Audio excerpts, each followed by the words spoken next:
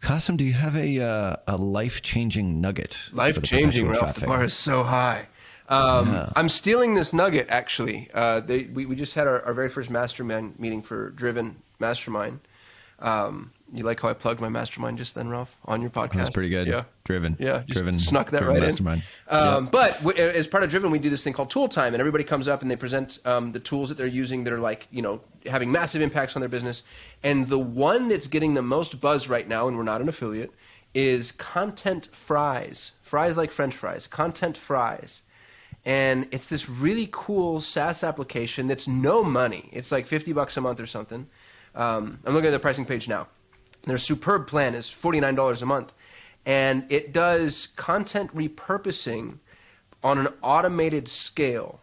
So you take long-form videos. So like we could record this podcast, for instance, because we record inside of Riverside, and we actually get the video for the podcast, for those of you listening and don't know that. You could take this video, and then they call the long-form videos potatoes, and then you split them up into what they refer to as crispy, bite-sized content fries. And it helps with distribution across, Instagram or Snapchat or Reels or LinkedIn or Twitter or whatever.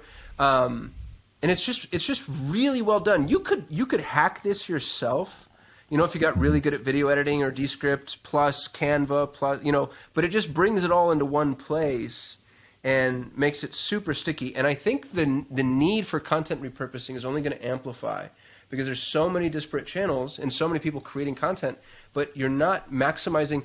Content creation is the hardest part. Content repurposing is easy, and yet that's what everybody skips. So if you're creating content, go check out Content Fries. Cool little nugget there for you. Let us know what you think and how you use it. Is it Content Fries exactly like how French fries are spelled? Yep. F-R-I-E-S. F-R-I-E-S. ContentFries.com. Yeah, this is the thing I think that a lot of people do struggle with. It's not like they don't have the content in their heads. It's getting it out there, but then the dissemination and the distribution and the bite-sized chunk side of the equation is a super important format. Right. Like for us, and I know you guys do this as well, it's like we're really just a content factory, and we took the Dennis Yu podcast really to heart. Paid him $1,000, got on the phone with him, went through everything, and now it's transformed how we distribute and how we create content. But bite-sized chunks for Reels, for YouTube Shorts, for TikToks, like all that stuff does require editing typically from a longer form video. Like the longer form videos I find are easier to use. Like for example, we're here recording Perpetual Traffic, and we're now going to use these videos and then disseminate them on our YouTube channel and, create shorts and do all the other sorts of things that go along with it. So Content Fries, do they know, like if you upload a 5-minute video or a 10-minute video, does it know like what nuggets to sort of pull out or what chunks to pull out in order to create like a TikTok or a reel or a short? Like how smart is the technology? It's not AI driven just yet. I imagine that's probably where it's going to go. And who knows if these are the guys that take it there, right? Because in a perfect world, it's exactly what you're saying. There's an application that goes through and identifies value driven content based off of predefined parameters that you would set topically. So you'd say, okay, we're a Facebook ad agency, pull out everything that you think is pertinent to Facebook ads, and those become the fries. Content Fries is really just an editor, and it's not even a super elegant editor. Like if you're really good at video editing, you're going to look at it and think that it's limited, but that's not for you. It's for people that aren't good at editing at all. And it says, here are the editing tools and only what you need specifically for social media. So, they do like, captions and trimming and lower thirds and fade in, fade, like all the kind of fun Instagram, TikTok-y real stuff that you look at when you're scrolling through those things and you're like, how on earth did they do that? Content Fries makes that stuff a little bit easier. And then it helps with repurposing the same content for different contexts.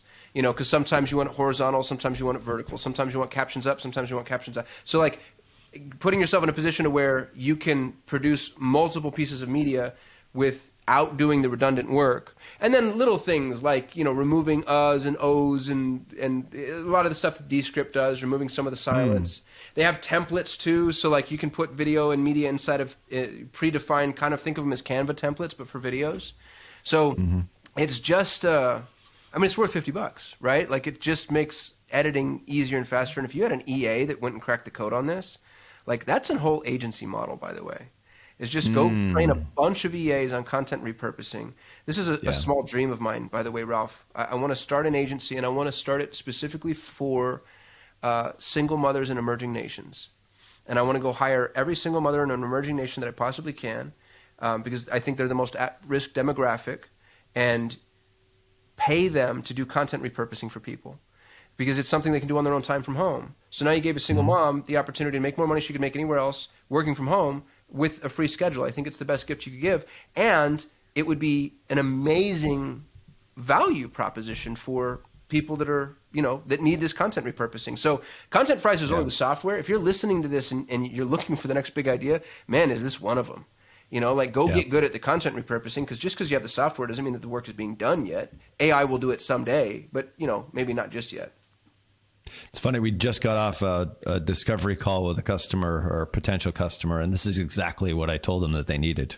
Yep. But what they needed to get somebody to be able to chop up. They have a lot of video content, but I said, you need somebody, on Upwork or whatever it happens to be, to go and actually do the content chopping and the editing and the production part of things to get on all the social channels that you're not on.